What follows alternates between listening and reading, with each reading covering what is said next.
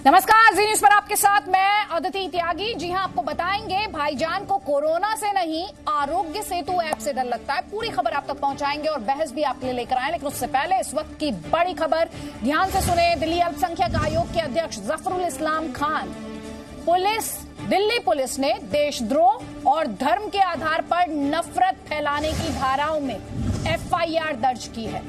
तो देशद्रोह का केस दर्ज किया गया है दिल्ली पुलिस की स्पेशल सेल, जिसने जफरुल इस्लाम खान पर यह मामला पूरा दर्ज किया है। अब आपको बता देती हूं कि किस सिलसिले में यह देशद्रोह का केस दर्ज हुआ है। तो 28 अप्रैल को अपने फेसबुक पेज पर एक पोस्ट में इन्होंने लिखा कि मुसलमानों पर हिंदुस्तान में जो अत्याचार हो रहा है, अगर मुसलमान इसकी शिकायत अरब के देशों से कर दें, यानी मुस्लिम देशों से कर दें, तो हिंदुस्तान में जलजला आ जाएगा। दिल्ली पुलिस की स्पेशल सेल ने एक शिकायत के आधार पर जफरुल इस्लाम खान के खिलाफ धारा 124A और 153A के तहत FIR दर्ज की है। तो 3 अहम पहलू इस खबर के, एक तो ये जफरुल इस्लाम के खिलाफ देशद्रोह का केस।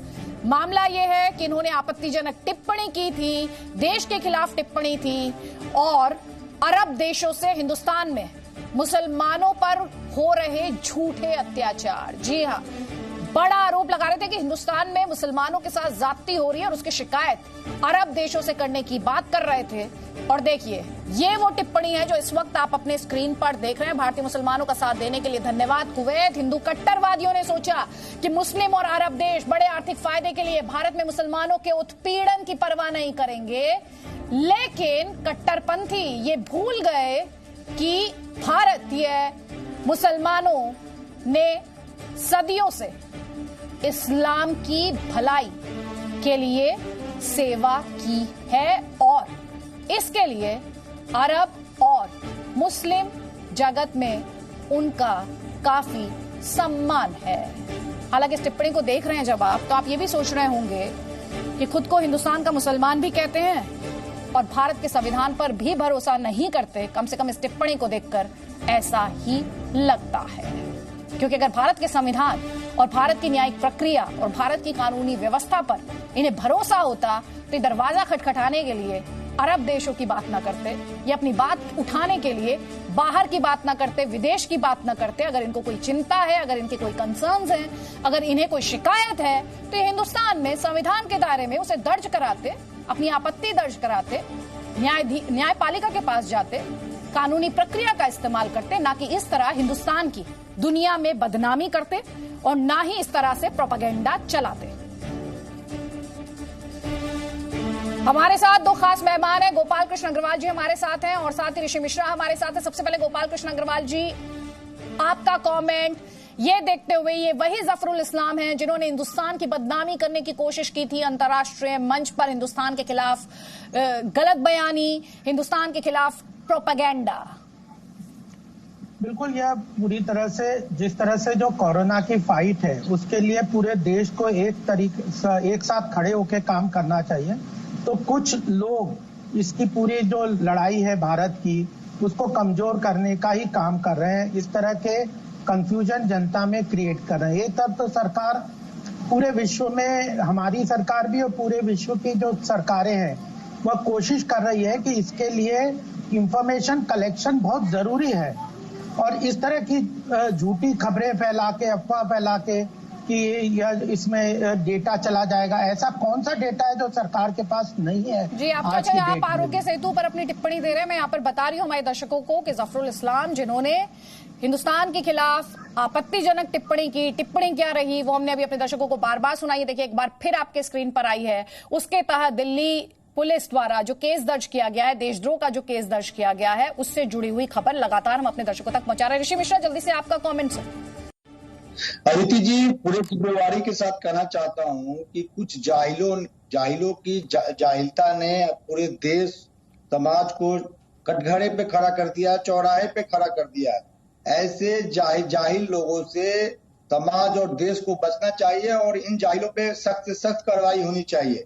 लेकिन अदिति जी, आपसे मेरा रिक्वेस्ट है, अनुरोध है कि इन जाहिलों पे समावेशी समीक्षा कीजिए।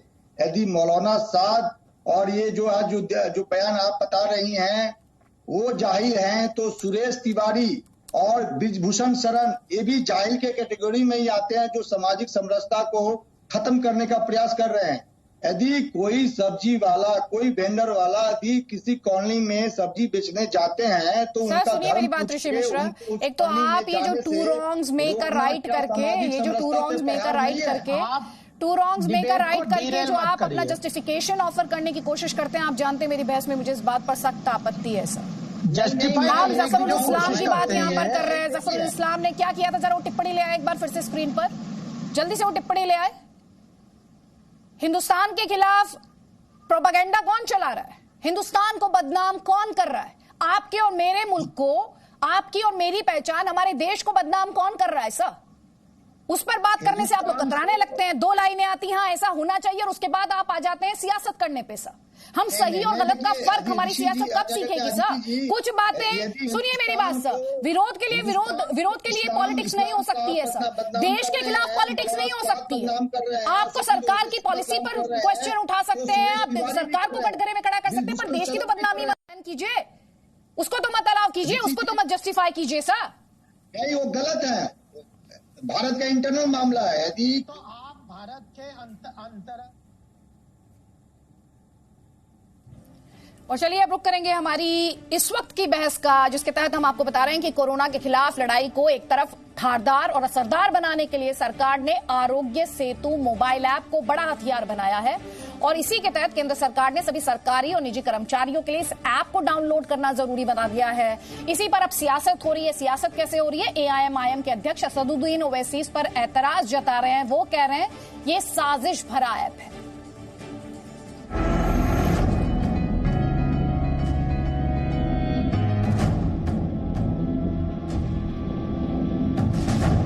भाईजान को कोरोना से नहीं, ऐप से डर लगता है।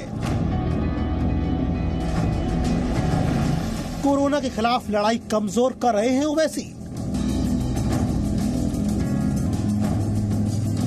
लॉकडाउन कोई इलाज नहीं है। आपको हमको जो आपकी सरकार को, रियासतों को, स्टेट गवर्नमेंट्स को जो टाइम मिला है, क्या किया? ऐप को लेकर अफवाह फैलाएंगे, हिंसा के लिए भड़काएंगे। आप मत जाओ, आप ठहरो। दुनिया भर में आरोग्य सेतु की तारीफ, देश में विरोध।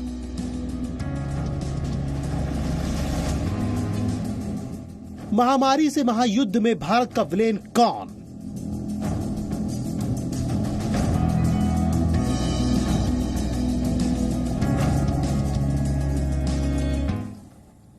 तो आप समझ गए होंगे। थोड़ा सा और डिटेल्स इस खबर से जुड़ा आपको दे देती हूं। तो असदुद्दीन ओवैसी एआईएमआईएम के अध्यक्ष वो कह रहे हैं कि ये साजिश भरा ऐप है, यानी आरोग्य सेतु ऐप में उन्हें साजिश दिख रही है।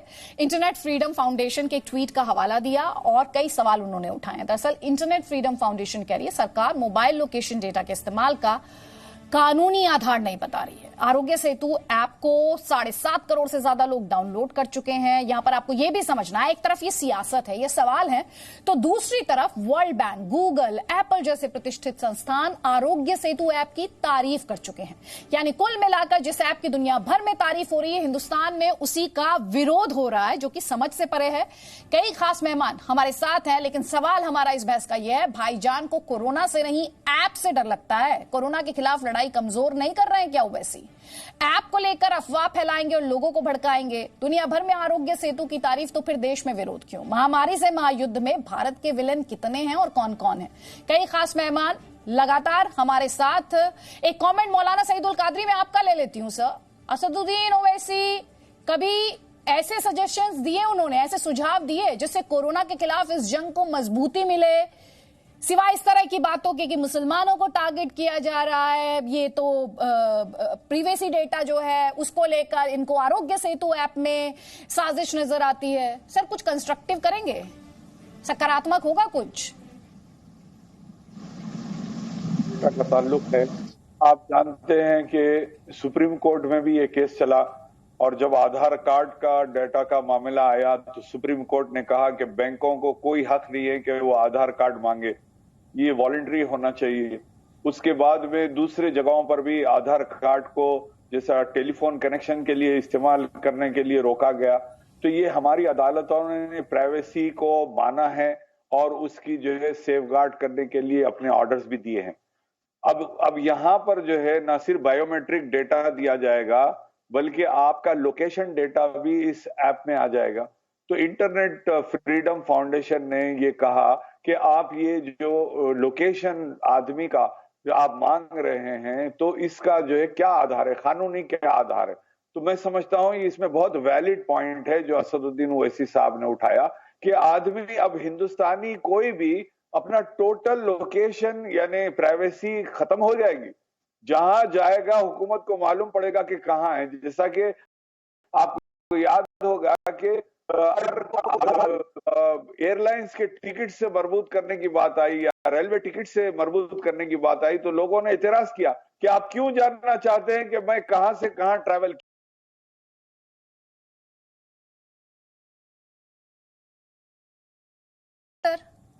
मुझे तो दिक्कत नहीं है। Privacy sir, privacy exactly privacy क्या है? एग्जैक्टली प्रिवेसी क्या है? इससे आपका मकसद क्या है? गोपाल कृष्ण अग्रवाल जी जवाब दीजिए। इनको इस बात से दिक्कत हो रही, जहां जाएगा वहां पता चल जाएगा कि यहाँ चले गए। देखिए, पहले बात तो ये झूठ बोल रहे हैं कि यहाँ पे बायोमेट्रिक इसमें लिए जाएंगे। कोई बायोमेट्रिक नहीं लिया जा रहा। और सरकार ने उस पर स्पष्ट रूप से, जब आप आरोग्य सेतु साइन करते हैं, ऐप को डाउनलोड करते हैं, तो उसमें कंडीशन में लिखा हुआ है कि यह केवल हेल्थ के रिलेटेड इश्यूज के लिए इसके डेटा को यूज किया जाएगा। और सरकार के पास ऐसा कौन सा डेटा है जो आपका नहीं है? सरकारों के पास भी डेटा नहीं रहेगा जब तक सरकार के पास प्रॉपर डेटा नहीं रहेगा। उनकी पॉलिसीज कैसे मिलेगी, बनेगी? टारगेटेड लोगों को हेल्प कैसे मिलेगी? और दूसरे, पूरी जो अर्थव्यवस्था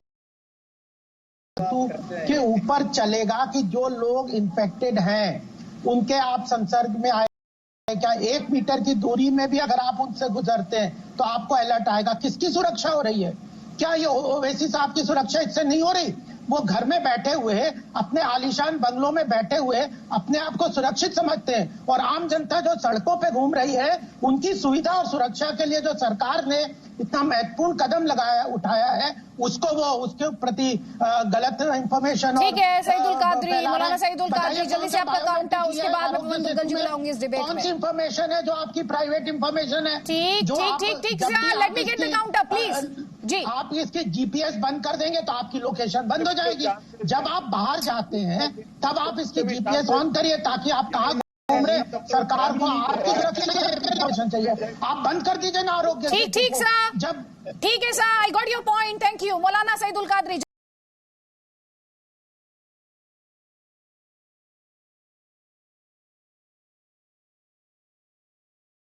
आना चाहिए कि किस तरह जरूरी है कि ये आपका लोकेशन लिया जाए और इसका मिसयूज नहीं होगा, इसकी गारंटी क्या? आपको बस अपने लोकेशन को लेकर चिंता है सर? आपको बस अपने लोकेशन को लेकर चिंता है या कोई और भी चिंता है आपकी? क्योंकि मैं शुरू से सुन रही हूँ मेरा लोकेशन पता चल जाएगा, मैं कहाँ हूँ ये पता चल जाएगा, बस इसके अलावा तो कोई चिंता नहीं है ना? यही चिंता है ना आपकी? ठीक है, आप पवन दुग्गल जी को बता दीजिए कि अपनी लोकेशन को ये कैसे प्रोटेक्ट कर सकते हैं। और इस पूरे ऐप को लेकर दुनिया में हिंदुस्तान के लिए तारीफ है, फिर हिंदुस्तान में विरोध क्यों हो रहा है? ये जो प्रिवेसी डेटा को लेके जो कंसर्न्स हैं, क्या ये सही है? देखिए, ये ऐप एक अच्छे उद्देश्य के साथ बनाया गया है और सरकार की इंटेंशंस को डाउट नहीं किया जा सकता। आपके अधिकारों का संरक्षण करता है तो वो बात भी गलत है। कारण ये है कि आप उसकी प्राइवेसी पॉलिसी और टर्म्स एंड कंडीशंस पढ़ लें। टर्म्स एंड कंडीशंस में सरकार कहती है कि इस ऐप द्वारा जो भी एकत्रित डेटा है और वो उसका अनऑथराइज्ड यूसेज होता है या लीकेज होता है तो सरकार की कोई जिम्मेवारी नहीं है। यहां पर सरकार लोगों का नॉर्मल डेटा एकत्रित नहीं कर रही है, उनका sensitive personal data, health related data एकत्रित कर रही है। और अब जब उच्चतम न्यायालय ने कह दिया है कि हम सबको जीवन जीने के मौलिक अधिकार में निजता का अधिकार शामिल है, तो लाजमी सी बात है सरकार का दायित्व बनता है कि इस राइट को आप प्रोटेक्ट करें। आप ये नहीं कह सकते ये एक्सेप्शनल टाइम्स हैं और इन एक्सेप्शनल टाइम्स का मतलब है कि साहब आपके सारे अधिकार रद्द हो गए हैं और आपके पास कोई निजता का अधिकार नहीं है। दूसरी समस्या बात कि ये आपको ऐप बताती नहीं है कि आपका डेटा सुरक्षित कितना है। साइबर सुरक्षा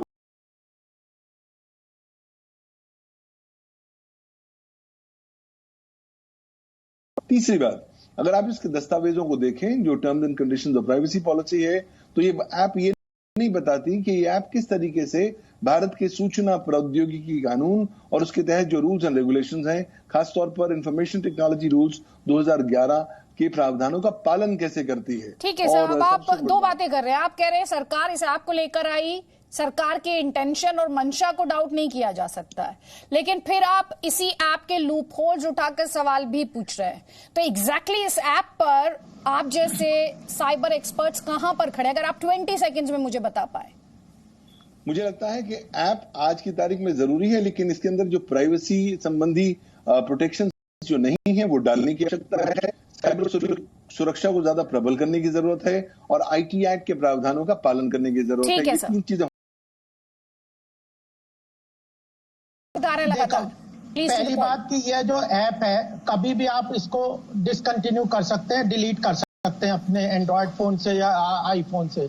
दूसरी बात, जब आप इसका डेटा सरकार के पास तभी जाएगा जब आप इसका जीपीएस ऑन करेंगे। आप ऑफ कर दीजिए आपका इसका, तो आपकी लोकेशन भी खत्म हो जाएगी, ऐप को डिलीट कर दीजिए। ये टेम्पररी अरेंजमेंट है, यह कोरोना की फाइट को मजबूती दे रहा है। कोरोना की फाइट इंफॉर्मेशन पे ही डिपेंडेंट है। बहुत से लोग हैं जिनको पता ही नहीं कि आप किसी कोरोना के व्यक्ति के साथ संसर्ग में आ गए, वो गए और कहीं, तो उसके लिए अगर देश की सारी जो डे टू डे ऑपरेशंस को अगर नॉर्मलाइज करना है, तो आप कल घूम रहे कई लोग हमने देखे वो इन्फेक्टेड इसलिए हो रहे हैं कि उन्हें पता नहीं कि किस समय कहां पे वो किस व्यक्ति के कोरोना इन्फेक्टेड में आए, कौन सी जगह में गए जहां पे ऐसा उसका रिस्क है। तो यह आपको पूरी तरह अलर्ट करता है आपके सिम्टम्स को। फिर कोई क्या गलती है इसमें, आप जब चाहोगे आप ऐप को डिसकंटिन्यू कर दीजिए, अपने मोबाइल फोन से आप उसको डिलीट कर दीजिए। जब आप कोरोना की फाइट खत्म हो जाएगी आप इसे डिलीट कर दीजिए। आप उसके बाद जीपीएस ऑफ कर दीजिए, आप इंटरनेट कनेक्टिविटी, तो सर फिर ये सरकारी और निजी कर्मचारियों के लिए डाउनलोड करना जरूरी क्या था? आपकी लोकेशन नहीं पता। नहीं सर, फिर आप मुझे जरा इसके बारे में बताइए कि फिर सरकारी और निजी कर्मचारियों के लिए डाउनलोड करना मस्ट ही क्यों किया? फिर वो इसलिए किया कि अगर ये वॉलंटरी है, जब ये अभी क्या है कि हाई रिस्क के ये लोग फ्रंटियर कोरोना के फाइटर्स हैं, आप उनको पहनाते हैं कि नहीं पीपीई किट, उनके प्रोटेक्शन के लिए उनके चेहरे पे वो मास्क लगवाते हैं, आप शील्ड लगवाते हैं, आप दस्ताने पहनवाते हैं। ये क्यों है? क्यों ये भी तो इनकी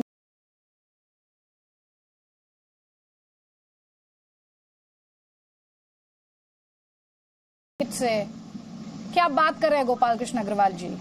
अरे तो सब चीजें ये प्रोटेक्शन के ही मैकेनिज्म है, इनकी इंडिविजुअल प्रोटेक्शन के लिए भी ये आवश्यक है। सर इसमें कंसर्न्स हैं जिन्हें एड्रेस करने की जरूरत है। आप भी दो बातें कर रहे हैं, आप भी कह रहे हैं ये वॉलंटरी है, ये आप पर डिपेंड करता है, फिर आप ये भी कह रहे हैं कि नहीं प्रोटेक्ट करने के लिए तो इसको डाउनलोड करना भी जरूरी है। सर दोनों बातें एक साथ नहीं होंगी ना, तो एक ही बात होगी, क्योंकि दोनों में फिर विरोधाभास है। और मैं चाहती हूँ इस डिबेट से दर्शकों को क्लैरिटी मिले, इस पर सियासत नहीं होना चाहिए। अगर ऐप अच्छा है तो अच्छा है, अगर उसमें कंसर्न्स है उन्हें एड्रेस किया जाना है तो वो भी जरूरी है। ठीक है ऋषि मिश्रा मैं समझ नहीं पा रही हूँ, एक और सवाल है मेरा यहाँ पर जी। अगर उसको लेके ऐप को लेकर कंसर्न्स हैं तो फिर दुनिया की तमाम बड़े संस्थान इस ऐप की तारीफ करते क्यों दिखाई दिए? और हिंदू, क्योंकि मैं जिन संस्थानों की बात कर रही हूं टेक्नोलॉजी में वो बहुत एडवांस है।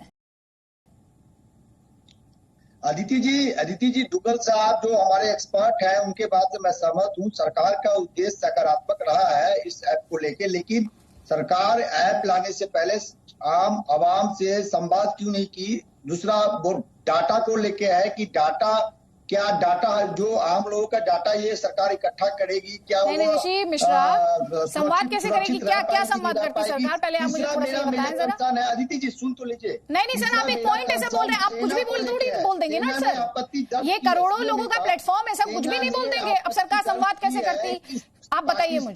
जो है सरकार ने जब लॉकडाउन लगाया, ऋषि मिश्रा जी सर आप जनता से संवाद कर रहे हैं, तो एक बड़ा वर्ग लॉकडाउन के नियमों का पालन करता है, लेकिन एक और वर्ग क्या करता है? वो तस्वीरें लगातार चल रही है।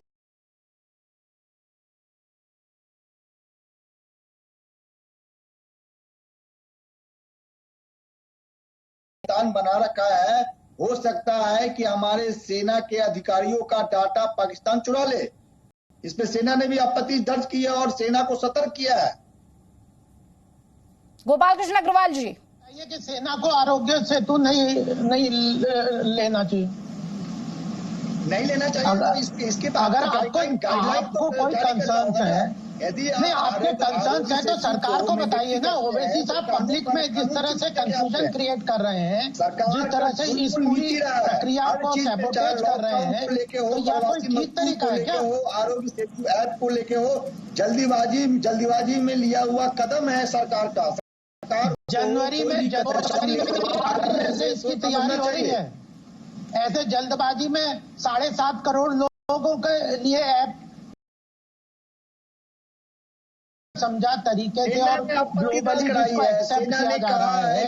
आप खुद देखिए, आपने डाउनलोड किया है, पाकिस्तान के ISI ने लॉन्च किया है, सुरक्षा के लिए सब चिंता करना है कि यदि कोई ऐसे डुप्लीकेट ऐप को सेना डाउनलोड कर पाती है यदि गलती से भी, तो हमारा डाटा चुरा सकता है पाकिस्तान। तो ये कोई डुप्लीकेट ऐप क्या बात कर रहे हो आप? इसका मतलब आप अभी भी 18वीं सदी में जी रहे हो कि डेटा सरकार के पास। ऋषि मिश्रा जी, खबर को कैसे घुमाया आपने? सरकार के पास पूरे सिक्योरिटी मेजर्स हैं। आपकी जानकारी के लिए बता दूं, साइबर सिक्योरिटी प्रोटोकॉल्स होते हैं। सर सुन लीजिए मेरी बात, आपने बहुत देर तक बोल लिया, दुष्प्रचार कर लिया।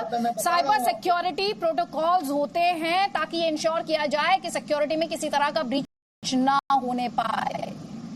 तो आप तो अपनी ये जो आपकी गलत बयानी है इसको थोड़ा सा दुरुस्त कीजिए। नहीं, ये साइबर सिक्योरिटी प्रोटोकॉल्स फॉलो करने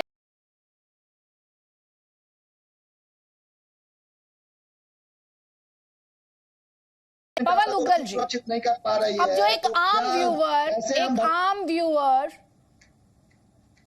इस प्रोग्राम को इस वक्त देख रहा है और उसने अभी आरोग्य सेतु ऐप डाउनलोड नहीं किया है, उसके मन में बहुत सारे सवाल पैदा हुए हैं इस डिबेट को देखने के बाद। सॉल्यूशन क्या है? आरोग्य सेतु ऐप, आपने भी कहा सरकार की मंशा सही है।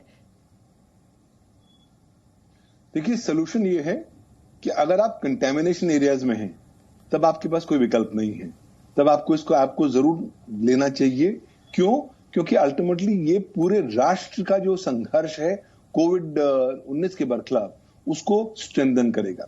फिलहाल देखिए, जब आप अपने अधिकारों की बात करते हैं और राष्ट्र के हित की बात करते हैं, और इन दोनों में अगर तुलना करें तो राष्ट्र का जो हित होता है, नेशनल इंटरेस्ट, जो तमाम सारे लाखों करोड़ों भारतवासी कोशिश कर रहे हैं कि इस इन्फेक्शन को रोका जा सके, वो कोशिश नाकामयाब हो, तो एटलीस्ट आप इसको डाउनलोड जरूर करें, खासतौर पर उन एरियाज में जो रेड हैं या जो कंटेमिनेशन वाले हैं। अगर आप ग्रीन और ऑरेंज एरियाज में हैं तो कोई दिक्कत की बात नहीं है, तब आप फिर भी आप एक चांस ले सकते हैं। और देखिए, जहां तक सरकार का ये निर्णय है कि इसको ये अनिवार्य किया जाएगा। No signal, no worry, presenting Zee News app with live TV, latest updates and expert opinion, available on Google Play and App Store. Download it now.